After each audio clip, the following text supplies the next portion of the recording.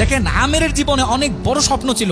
সে হজ করতে যাবে, সে কাবাগর তাওয়াফ করবে, এটা তার স্বপ্ন ছিল। এবং গত পরশুদিনই তার হজের ফ্লাইট ছিল। সে যখন এয়ারপোর্টে আসলো, পাসপোর্টে নিরাপত্তাজনিত কিছু সমস্যার কারণে তাকে একটু দাঁড় করিয়ে রাখা হলো। সমস্যার সমাধান যখন হলো, তাকে যখন ছেড়ে দেওয়া হলো, তখন আসলে অনেক দেরি হয়ে গেছে। কারণ আমেরের সাথে অন্যান্য যে হজ যাত্রী, তারা এতক্ষণে বিমানে উঠে গেছে এবং বিমানের দরজা ভিতর থেকে বন্ধ করে দেওয়া হয়েছে। তখন সেই এয়ারপোর্টের অফিসাররা সেই পাইলটের সাথে কথা বললো, পাইলটের সাথে যোগাযোগ করলো, পাইলটকে বলল যে দেখেন, একজন হজ যাত্রী নিরাপত্তাজনিত কিছু সমস্যার কারণে বিমানে উঠতে একটু দেরি হয়ে গেছে, তাকে একটু বিমানে উঠিয়ে নেন। সে বিমানে উঠতে পারে নাই।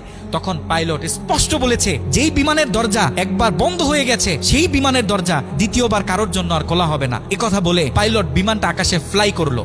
সেই অফিসাররা তখন আমেরকে বুঝাইতেছে, দেখো বিমান তো চলে গেছে, তুমি আর যেতে পারবে না, তুমি বাড়িতে চলে যাও, নেক্সট টাইমে তুমি হজে যাওয়ার জন্য ট্রাই করো। তখন সে আমাদের মুসলিম ভাই, সে হজ যাত্রী, সে কি বলেছে জানেন? সে বলেছে, আমি আমার রবের উপর পরিপূর্ণ তাকওয়া রাখলাম, আমি আমার রবের উপর পরিপূর্ণ আস্থা রাখলাম, আমি হজ করেই বাড়িতে ফিরবো, হজ না করে আমি বাড়িতে ফিরবো না।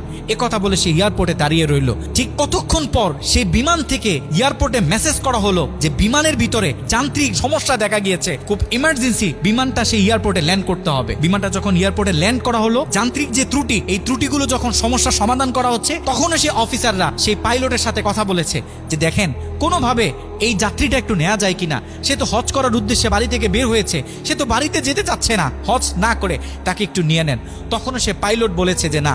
কথা বলে সেই পাইলট আবারও বিমানটা আকাশে ফ্লাই করালো। তখনও সে অফিসাররা আমেরকে গিয়ে বোঝাচ্ছে। আমের তখনও বলতেছে, আমার রবের উপর আমার পূর্ণ আস্থা আছে, আমি তো আমার রবকে চিনি, সে আমাকে হতাশ করবে না, সে আমার মনের আশা রাখবে, আমি হজ করেই বাড়িতে ফিরবো। কথা যখন বলতেছে, এর ঠিক কিছুক্ষণ পরে আবারও সেই বিমান এয়ারপোর্টে মেসেজ করলো যে বিমানের ভিতরে এখন আগের চেয়ে বেশি কিছু যান্ত্রিক ত্রুটি দেখা গিয়েছে, বিমানটা আকাশে ফ্লাই করতেছে না, বিমানটা এমার্জেন্সি, আবার এয়ারপোর্টে ল্যান্ড করতে হবে। বিমানটা যখন এয়ারপোর্টে ল্যান্ড করলো, তখন সে পাইলট নিজে বিমান থেকে নেমে সে অফিসারদেরকে বলতেছে, সে হজ যাত্রী কই, যাকে ছাড়া আমরা মক্কার উদ্দেশ্যে রওনা দিলাম, তাকে আমার হাতে তুলে দেন। আমি যতটুকু বুঝতেছি, তাকে ছাড়া এই বিমান যতবারই আমরা আকাশে ফ্লাই করব, মক্কার উদ্দেশ্যে রওনা হব, আমার মনে হয় না যে এই বিমান স্বাভাবিকভাবে মক্কাতে গিয়ে পৌঁছাবে। তখন সে পাইলট সে আমেরের হাত ধরে নিজে নিয়ে সে বিমানের ভিতরে বসিয়ে দিল। দেখেন, আল্লাহ পাক তো স্পষ্ট বলতেছে, ওয়ামাই ইয়াতাওয়াক্কাল আলাল্লাহি ফাহুয়া হাসবুহ, যে আমি আল্লাহর উপর তাওয়াক্কুল করবে, তার জন্য আমি যথেষ্ট, যত বড় বিপদ হোক। যখন আপনি আল্লাহর উপর তাওয়াক্কুল করবেন, তখন আল্লাহ পাকের পক্ষ থেকে আপনার উপর যে বারাকা, যে ব্লেসিং গুলো আছে, এগুলো তখন আল্লাহ পাক বাড়িয়ে দিবে।